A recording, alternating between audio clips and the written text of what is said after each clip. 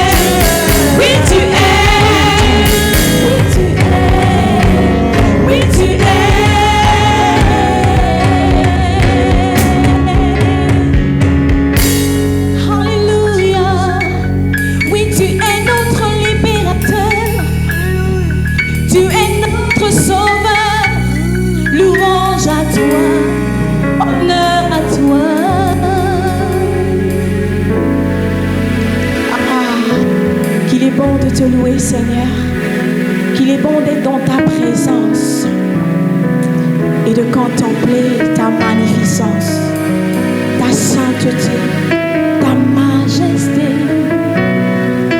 Nous voulons entrer dans le Saint des Saints. J'entre dans le Saint des Saints. J'entre à travers le sang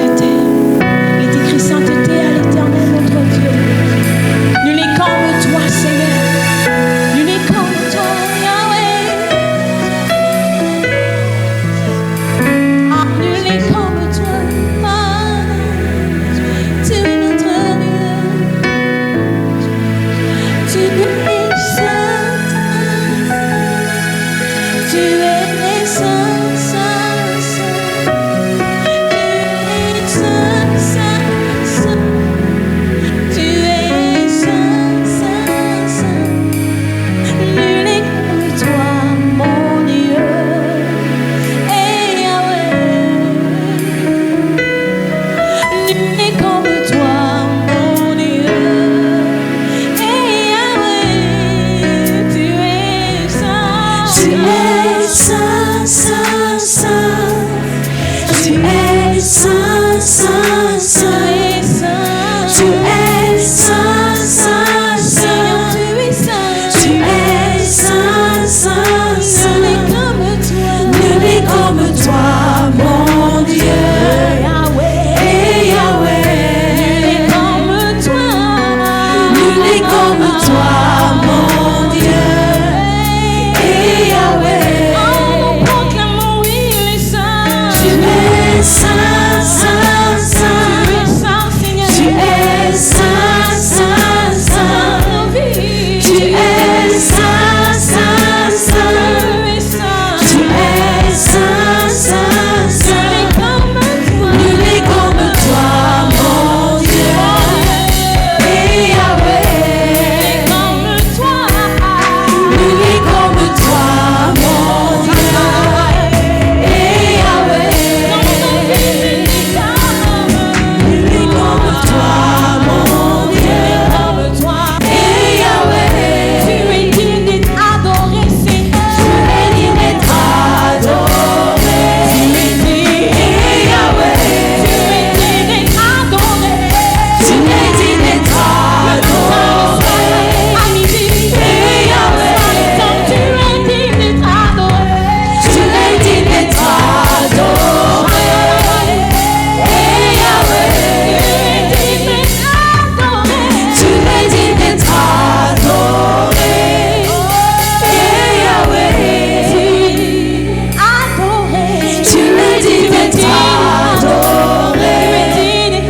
Et Yahweh. Tu es digne d'être adoré. Tu es digne d'être adoré. Et Yahweh.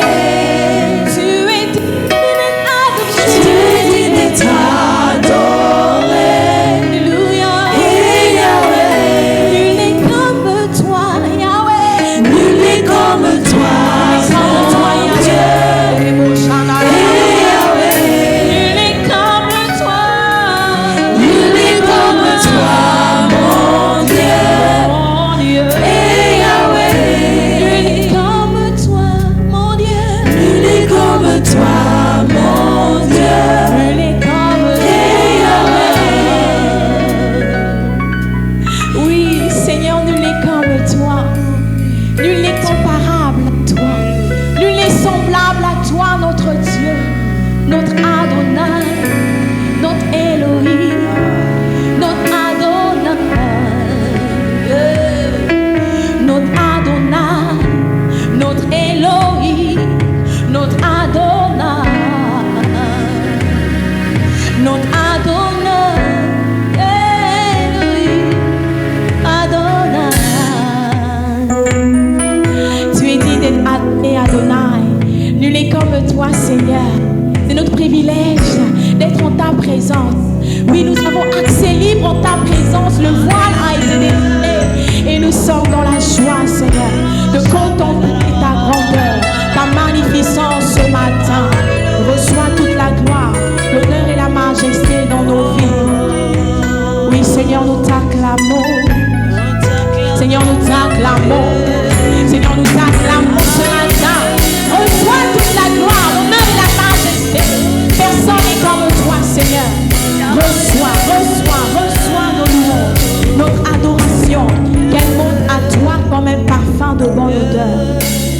Et ce matin, nous voulons recevoir d'un cœur humble la parole, avec action de grâce, humilité et reconnaissance. Nous voulons acclamer la parole ce matin à la gloire de Dieu. Alléluia.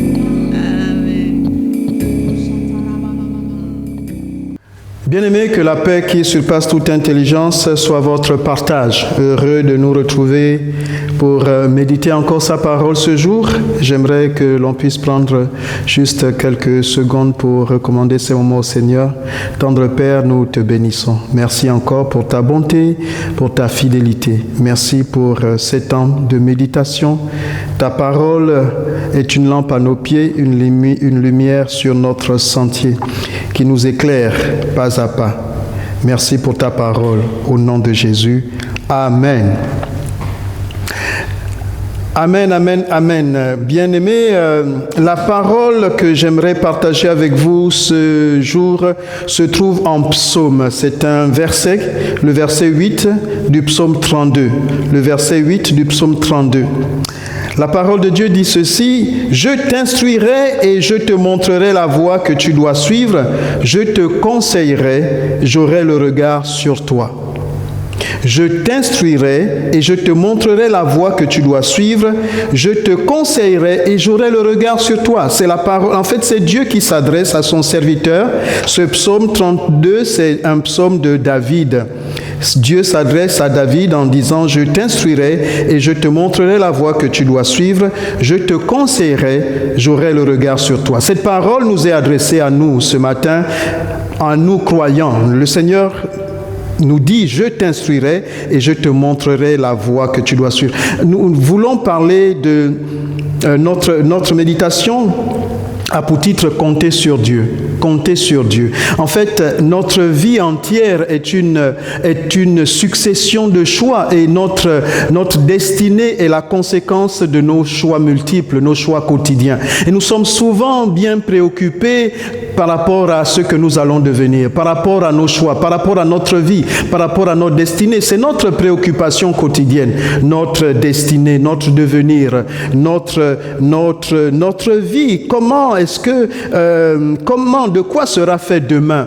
Nous nous inquiétons chaque jour de quoi sera fait demain, des choix que nous devons faire. Et ici, la parole de Dieu nous dit clairement, c'est Dieu qui nous instruit et qui nous montre la voie que nous devions suivre. C'est Dieu qui nous instruit. Mais c'est parfois bien difficile d'entendre la voix de Dieu. C'est parfois bien difficile de s'attendre à Dieu, de s'abandonner à Dieu. Comment faire pour entendre la voix de Dieu? Comment faire pour s'abandonner à Dieu? Est-ce que c'est facile? Est-ce que c'est évident? Comment nous pouvons savoir que c'est Dieu qui nous parle? C'est là, je pense, une préoccupation quotidienne des uns et des autres. Savoir compter sur Dieu. Compter sur Dieu. J'écoute les uns les autres. Souvent, nous avons des projets. Souvent, nous avons de multiples préoccupations. Souvent, nous avons nos ambitions. Nous avons nos rêves. Est-ce que le plan de Dieu correspond à nos rêves? Et c'est là souvent le problème. Nous avons nous aussi nos désirs. Nous avons nous aussi nos ambitions. Est-ce facile de compter sur Dieu? Comment compter sur Dieu? Comment être sûr que c'est la voie de Dieu? Comment être sûr que finalement, si je fais ceci, c'est bien pour moi? Et c'est là parfois tout le challenge du chrétien, le challenge du croyant. Ce verset 8 se trouve dans tout un contexte. C'est le psaume 32. Le psaume 32, j'aimerais le prendre dans tout son contexte. En fait, le psaume 32, depuis le verset 31, faire la lecture à partir du verset 31 pour arriver au verset 8, afin de mieux comprendre le contexte. Ainsi donc, David dit: heureux, au verset 1er, heureux celui à qui la transgression est remise, à qui le péché est pardonné.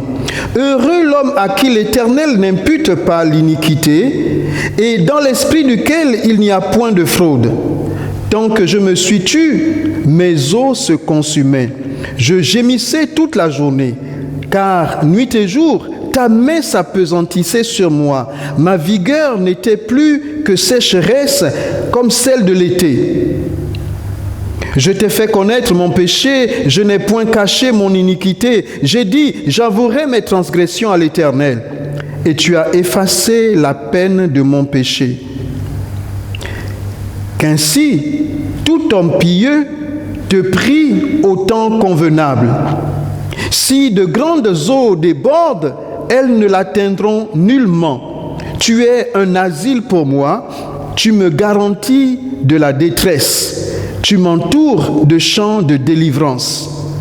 Verset 8, je t'instruirai et je te montrerai la voie que tu dois suivre. Je te conseillerai, j'aurai le regard sur toi.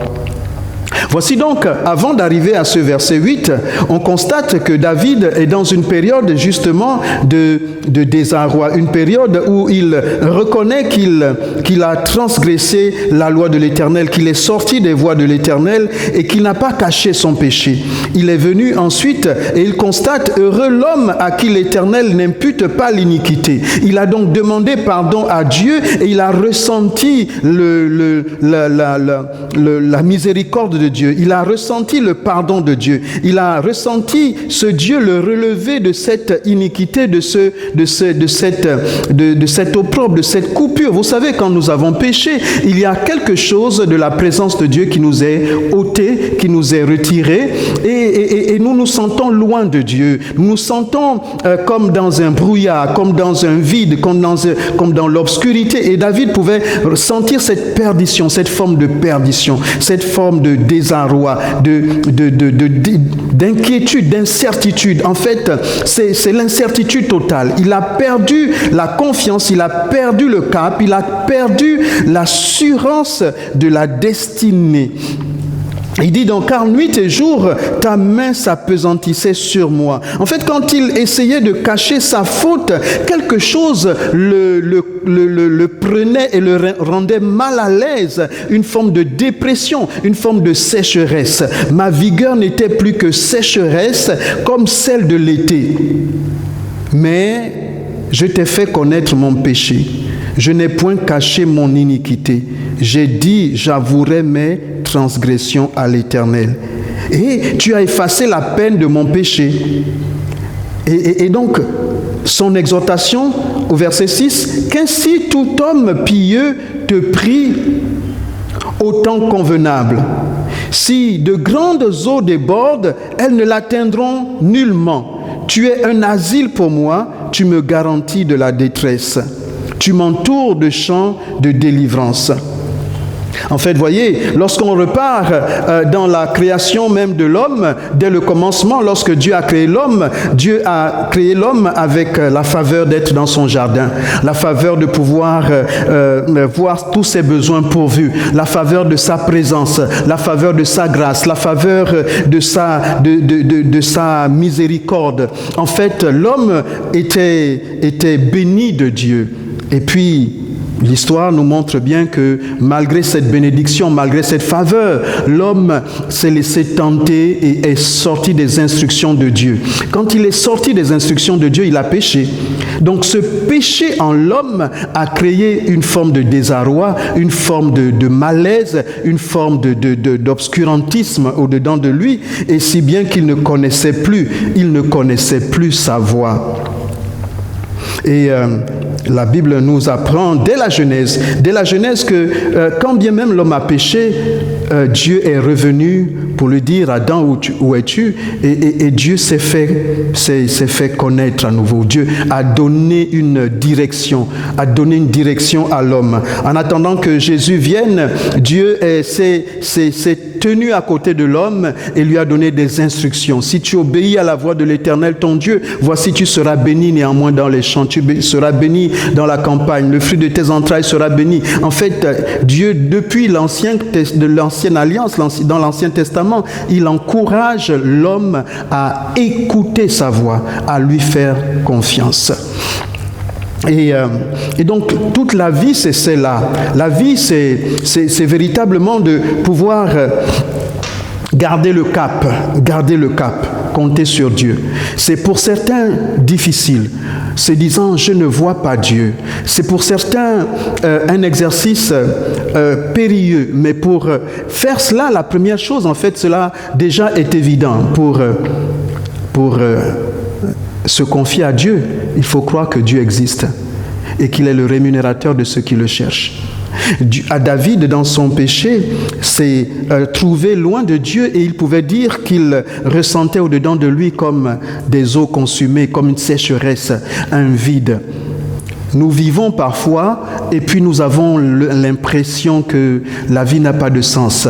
Nous avons l'impression que nos choix sont sont sans grand incident, sans grand intérêt, sans aucune satisfaction. Nous courons après quelque chose qui ne nous donne pas satisfaction. Et la vie commence à être morose, fade, sans grand intérêt. Et nous sommes comme désabusés, comme dégoûtés par toutes ces injustices, toutes ces situations accablantes. Pourquoi vivre? Finalement, vanité des vanités, tout est vanité et poursuite du vent. La vie n'a pas de saveur. La vie est fade. La vie est sans intérêt. Et les jours se succèdent, se ressemblent, mais n'apportent pas de véritable satisfaction. Et l'homme est ainsi et tourne en rond, se retrouve dans le désarroi et se dit finalement, pourquoi sommes-nous? À quoi bon? Mais le croyant a une autre espérance. Le croyant est celui qui a la capacité dans ce désarroi. C'est celui qui a la capacité dans cet accablement, la capacité dans ce questionnement, la capacité dans cette sécheresse, de ressentir sa misère, de ressentir sa perdition et de dire finalement, je reviens à toi, Seigneur. C'est lui qui a l'assurance que ce Dieu qui nous a fait nous écoute et nous connaît. Il dit, je t'instruirai et je te montrerai la voie que tu dois suivre. Mais malheureusement, parfois, nous sommes tentés de croire que c'est à nous-mêmes de trouver notre voie. C'est à nous-mêmes de savoir ce que nous voulons. C'est à nous-mêmes de faire nos choix. Mais le croyant, lui, sait que Dieu a pour lui des projets. Dieu a pour lui un but. La vie n'est pas sans sens. La vie a une raison. La vie a un but. En fait, ce Dieu qui nous a donné la vie, en même temps qu'il nous a donné la vie, il nous a donné un sens à notre vie. Il sait ce dont nous avons besoin. Il sait nous conseiller. Il saurait nous donner des bons conseils à suivre. Nous devons comprendre que Dieu a des plans spécialement préparés pour nous afin d'accomplir une œuvre particulière dans notre vie. Cela peut sembler parfois illogique pour le monde. Cela peut sembler parfois saugrenu pour le monde. Mais en fait, celui qui se confie en Dieu sait que Dieu existe et qu'il est le rémunérateur de ceux qui le cherchent. Il sait que Dieu a des choses à dire par rapport à nos choix. Nous pouvons rencontrer des obstacles et des défis dans la vie. On peut se retrouver devant des dilemmes et Dieu peut nous donner la conduite à tenir. Nous pouvons croire en Dieu et demeurer fidèles et obéissants à son appel, à ses conseils, à sa voix, lui faire confiance, le laisser diriger nos pas.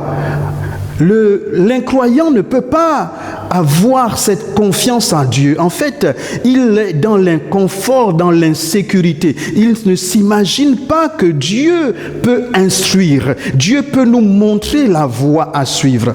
Le psaume 38, le psaume 32, verset 8 dit « Je t'instruirai, je te montrerai la voie ». Parfois, lorsque nous sommes dans un carrefour, quand nous sommes dans des dilemmes, dans des situations compliquées, dans des choix compliqués, nous avons besoin de quelqu'un et nous avons parfois la grâce de pouvoir aller voir un aîné, d'aller voir un père, une mère, un frère, une sœur, un ami, un être cher pour lui demander conseil, pour lui demander son avis. Nous avons besoin de conseils, nous avons besoin de quelqu'un pour nous donner son avis sur une situation. Mais il se trouve que la plupart du temps, lorsque nous allons demander conseil à quelqu'un, il se trouve parfois que nous avons nous-mêmes déjà notre idée. Ou alors, nous ne sommes pas promptes, nous ne sommes pas décidés, nous ne sommes pas convaincus que le conseil que l'autre nous donne est ce que nous devons véritablement faire. Mais celui qui se confie en l'Éternel, le croyant doit apprendre à faire confiance à Dieu comme à un vrai confident infaillible, un confident qui connaît la voie, Dieu donc répond à la confiance du croyant. Dieu répond à la confiance du croyant. Voici David reconnaît sa faute et revient vers le Seigneur. Il confesse son péché. Et une fois il confesse son péché, le verset 8, c'est le Seigneur qui parle, il dit, je t'instruirai. Désormais, en fait, si tu es tombé, c'est parce que tu t'es fourvoyé, tu as pris des choix qui étaient motivés par un égoïsme, une forme d'intelligence humaine. Tu t'es trompé et tu reconnais que tu t'es trompé et tu reviens confesser ta faute au Seigneur. La Bible nous dit, en fait, ça nous fait penser à Romains chapitre 12. Romains chapitre 12, le verset 2 dit, « Ne vous conformez pas au siècle présent, mais soyez transformés par le renouvellement de l'intelligence, afin que vous discerniez quelle est la volonté de Dieu. » Afin que vous discerniez quelle est la volonté de Dieu, ce qui est bon, agréable et parfait. En fait, le croyant doit apprendre à vivre selon la volonté de Dieu, ce qui est bon, agréable et parfait. Pas selon ses sentiments, pas selon ses ambitions, pas selon ses émotions, pas selon ses goûts, pas selon le siècle présent, pas selon la mode, mais selon la volonté de Dieu, ce qui est bon, agréable et parfait. C'est un exercice pour le croyant. Compter sur Dieu est un exercice pour le croyant. Compter sur Dieu, c'est accepter que le plan de Dieu peut être différent de nos ambitions, de nos plans personnels, de nos désirs personnels. C'est faire preuve de maturité en fait. Compter sur Dieu, c'est faire preuve de maturité. Compter sur Dieu, j'aimerais le dire en fait. Je ne sais pas à qui je m'adresse. Quand je parle à un croyant, il me comprendrait tout de suite, mais quelqu'un qui n'a pas encore reçu Jésus, c'est un exercice difficile de pouvoir imaginer qu'on peut faire confiance à Dieu pour toute sa vie. Et même encore, quelques croyants que nous sommes, nous avons parfois du mal à faire confiance à Dieu dans tout ce que nous avons à faire. Parce que parfois la volonté de Dieu va à l'encontre de nos intérêts personnels immédiats. De nos intérêts personnels immédiats. Faire confiance à Dieu. Faire confiance à Dieu, c'est d'abord savoir que tout est grâce. Tout est grâce. C'est comprendre que même quand nous aurions fait tous nos efforts, même quand nous aurions bien calculé, même quand nous aurions tous les moyens, nous pourrions passer à côté si Dieu n'est pas dans cette affaire. Si Dieu ne fait prospérer nos choix peuvent être intelligents, mais s'ils ne sont pas dans le plan de Dieu pour nous, ça peut être l'échec. Et l'homme n'arrive pas à vivre pour Dieu. C'est là la difficulté. C'est pourquoi l'homme, dès le départ, s'est fourvoyé. Le vrai exercice, c'est un exercice du croyant. En fait, nous vivons par la foi. Nous vivons par la foi pour le Seigneur. Parce que tout ce que Dieu a fait, il a fait pour sa gloire. Alors, quand bien même nous aurions des projets, il faudrait que nous apprenions à vivre par le conseil de Dieu. Et cela, parfois, on peut mieux le discerner lorsque nous rentrions dans la vie de couple. Dans la vie de couple, chacun vient avec ses ambitions, ses projets, ses intérêts, ses rêves. Et puis, à un moment, on se rend compte que mes rêves et les choix de mon conjoint doivent être en harmonie. Il faudrait que l'on puisse s'harmoniser, sinon le couple va être en danger. En fait, il y a notre vie et les projets que Dieu a pour nous, pour notre vie. Chaque homme a ses projets, mais Dieu a pour chaque homme des desseins. Et un chrétien mature doit faire une distinction entre ses projets et les desseins de Dieu.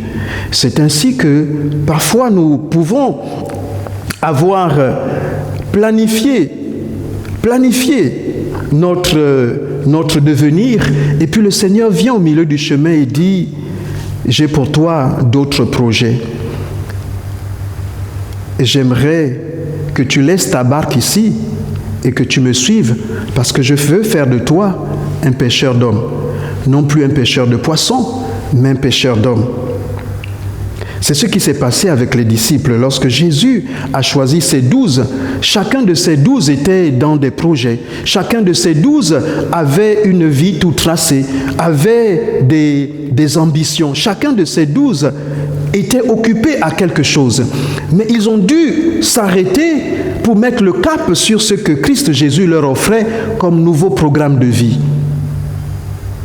La difficulté souvent est de s'arrêter et de considérer le plan de Dieu pour notre vie. Parfois même que nous avons reçu Jésus comme Seigneur et Sauveur, nous avons du mal à nous arrêter et lui faire confiance. Il dit, je t'instruirai, je te montrerai la voie que tu dois suivre. Il y a parfois devant nous plusieurs voies, mais il y a une voie que le Seigneur peut nous montrer, que nous devons suivre. Il y a une voie que nous devons suivre et c'est le Seigneur qui nous la montre. Parfois nous sommes dans un chaos, une forme de chaos. Nous ne savons pas quoi choisir. Nous avons des personnes qui sont très activistes, qui font tout en même temps, qui courent à gauche, à droite, devant, derrière. Aujourd'hui c'est à gauche, demain c'est à droite, après-demain on a reculé, le lendemain on a sauté et puis on ne sait pas finalement où est-ce qu'elles vont. Dieu a pour nous une voie et il veut nous la montrer. Il peut nous la montrer. Est-ce que tu es prêt à écouter la voix de Dieu, à écouter la voix X de Dieu qui te montre sa voix E?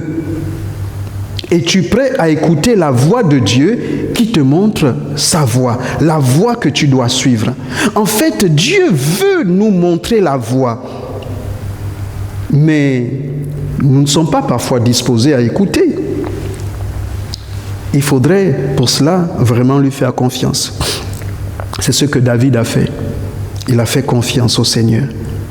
Et le Seigneur dit alors, je te conseillerai. Il n'impose pas. Dieu ne nous impose pas. Il nous conseille. Il nous conseille.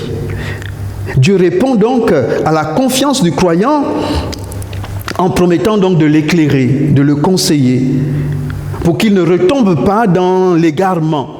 Je te conseillerai. Oui, tu reconnais que tu as péché, tu reconnais, alors tu reviens à moi, tu demandes pardon, Seigneur, éclaire-moi. Et le Seigneur dit, je t'éclairerai, je te montrerai la voie, parce que tu reconnais tes fautes, tu reconnais ton péché, tu reconnais tes manquements, tu reconnais tes limites.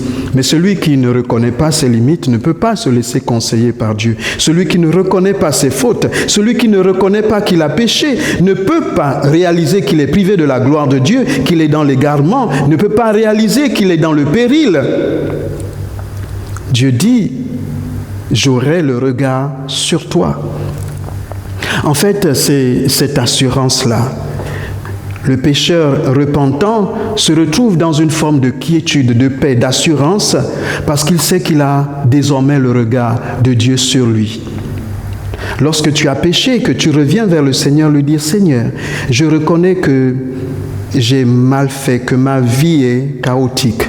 Ma vie est sens dessus-dessous. Ma vie, en fait, je ne la contrôle pas. Je ne sais pas. Je n'ai pas l'assurance de mon salut. Je n'ai pas l'assurance de mon lendemain. Je n'ai pas l'assurance de ma destinée. Seigneur, je reconnais que j'ai fait de mauvais choix. Je sens que je suis dans le désarroi. Je suis dans la perdition. Je suis perdu. J'ai besoin de toi. Et c'est ainsi que, lorsqu'on se confie ainsi en l'Éternel, il dit, j'ai désormais le regard sur toi. On a l'assurance de son œil qui nous regarde, qui veille sur nous, qui nous dirige. En fait, nous avons la conscience affranchie du poids qui nous pesait à cause du péché, à cause de la faute, à cause de cette coupure avec Dieu. On ressent à nouveau cette délicatesse, cette compassion. On ressent cette compassion de Dieu. Cette compassion de Dieu qui ne veut que notre bien. Oui. C'est dans cette situation que nous pouvons être sensibles à la volonté de Dieu. Sensibles à la volonté de Dieu. Il est si facile de rechercher ses propres intérêts. Il est si facile de chercher à tirer toujours la couverture de son côté. Mais Dieu dit, je t'instruirai. Alors tu devrais t'arrêter un instant et dire, Seigneur, révèle-toi à moi. Seigneur, révèle-moi tes voies. Seigneur, révèle-toi à moi. Révèle-toi à moi. Seigneur, montre-moi ta voie. Montre-moi ta voie. Ta parole dit, tu m'instruis et tu me montres la voie que je dois suivre. Tu me conseilles et tu as le regard sur moi. Souvent, nous pouvons être dans l'inquiétude, mais le croyant n'est pas inquiet. Oui, j'aimerais prier que tu puisses ressentir cette paix que David a ressentie. Cette paix que de dire, le Seigneur est avec moi. Oui, les choix que je fais sont inspirés par le Seigneur parce que celui qui se confie en lui n'est jamais déçu. Il n'est jamais dans la confusion. Il n'est jamais pris au dépourvu parce que c'est l'Éternel qui le conseille. Et quand le Seigneur nous conseille, il met au-dedans de nous sa voix, sa volonté. Nous pouvons faire le choix parce qu'il fait monter au-dedans de nous une conviction. Ainsi, nous ne marchons pas selon la vue, nous ne marchons pas selon la mode, nous ne marchons pas selon le mouvement de la société, nous ne marchons pas selon le siècle présent. Ainsi, nous ne nous conformons pas au siècle présent, mais nous sommes transformés dans le renouvellement de notre intelligence. Nous comprenons, nous concevons que Dieu conseille. Nous concevons que Dieu parle. Nous concevons que Dieu a une pensée. Nous concevons que Dieu a une idée. Nous concevons que Dieu a un point de vue dans cette affaire. Que dit Dieu dans ta situation? Que pense Dieu de ta situation? Si nous pouvions nous arrêter quelques instants avant de faire des choix, nous pourrions entendre la voix de Dieu nous révéler sa pensée. Parce que Dieu nous a fait à son image, à sa ressemblance, avec la capacité d'entendre sa voix. Elle n'est pas si difficile à entendre.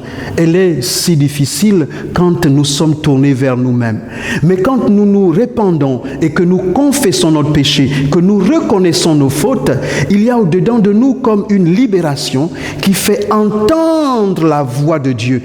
Il y a comme, en fait, lorsque nous nous épanchons, lorsque nous nous repentons, le péché confessé crée en nous une semence qui nous donne un entendement spirituel, qui nous donne des oreilles pour entendre la voix de Dieu. Oui, parce qu'il faut d'abord être pardonné de ses péchés pour être capable d'entendre la voix de Dieu. Il faut être pardonné, lavé par le sang de Jésus pour être capable d'entendre la voix de Dieu. Lorsque nous nous repentons devant le Seigneur, c'est alors qu'il y a au-dedans de nous une nature divine qui est révélée et qui est capable d'entendre le conseil de Dieu. Alors on peut se confier en l'Éternel, mettre en lui notre confiance et être résolu, être déterminé, être dans l'assurance de tous les choix que nous pouvons faire.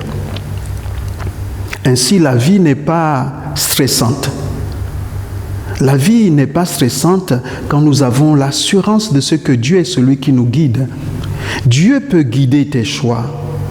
Tu te retrouves dans des dilemmes, dans des choix, dans des pressions. En fait, chaque fois qu'il y a une pression, il ne faut rien décider. Le choix de Dieu, la voix de Dieu se fait entendre sans pression. Lorsque nous sommes débarrassés du péché, en fait, le péché, lui, crée une pression. Le péché crée une angoisse. Le péché nous met dans l'inconfort. Et donc parfois lorsque vous allez écouter des conseillers, ils vont essayer de vous persuader. Lorsque des gens essayent de vous persuader, vous vous sentez sous pression. Mais tu devrais faire ceci, tu devrais faire cela, tu devrais arrêter ceci, tu devrais arrêter de boire, tu devrais arrêter de fumer, tu devrais arrêter la fornication, la pression. Et vous ne pouvez pas, vous sentez une pression, mais cette pression n'est pas de Dieu. La conviction de péché n'est pas une pression. La conviction de péché vous ramène à la repentance, à la libération. à la paix. En fait, c'est comme un fardeau dont vous vous déchargez. C'est pourquoi le Seigneur dit, déchargez-vous sur lui de vos fardeaux, ce qui vous pèse. Et lorsque vous vous déchargez de ce fardeau, il vous donne sa paix. Cette paix, c'est la quiétude, l'assurance de ce qu'il est votre conseiller.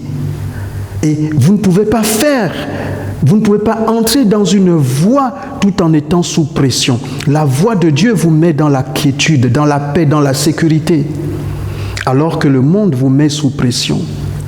Tout ce que l'on fait dans la hâte, dans la précipitation, dans la pression, en général, très vite, on finit par le regretter. Certains finissent par même revenir sur leur choix conjugal. Oui, je me suis trompé. Dieu était-il dans cette affaire?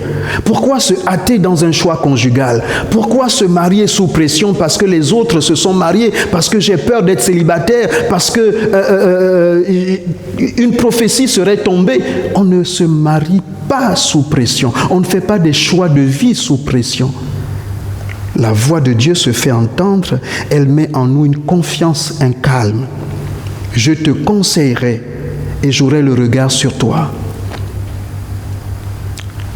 Ma prière est que le Seigneur puisse te donner de compter sur lui. Mets en l'Éternel ta confiance et assurément, je peux te le dire, tu ne seras pas déçu. Mets en l'Éternel ta confiance. Fais de l'Éternel tes délices. Mets en lui ta confiance et tu ne seras pas déçu. Il veille sur sa parole pour l'exécuter. C'est lui qui a les moyens de sa politique. Tu peux faire une différence entre tes projets et les projets de Dieu pour toi. Dieu a des projets. En fait, il nous a créés pour sa gloire. Et notre responsabilité, c'est de faire en sorte que la gloire de Dieu se révèle dans notre vie. Je prie que ta vie manifeste la gloire de Dieu. Je prie que tu deviennes un véritable flot d'eau vive, que tu sois une source de bénédiction autour de toi, en fait, parce que tu vis sous l'instruction de Dieu. Tu es renouvelé dans ton intelligence, tu marches sous le conseil de Dieu et ainsi des hommes et des femmes autour de toi sont bénis par les choix que tu fais. Que ta vie brille encore et que le Seigneur soit glorifié parce qu'il fait de toi un flot d'eau vive. Que sa faveur t'accompagne. Au nom de Jésus. Amen.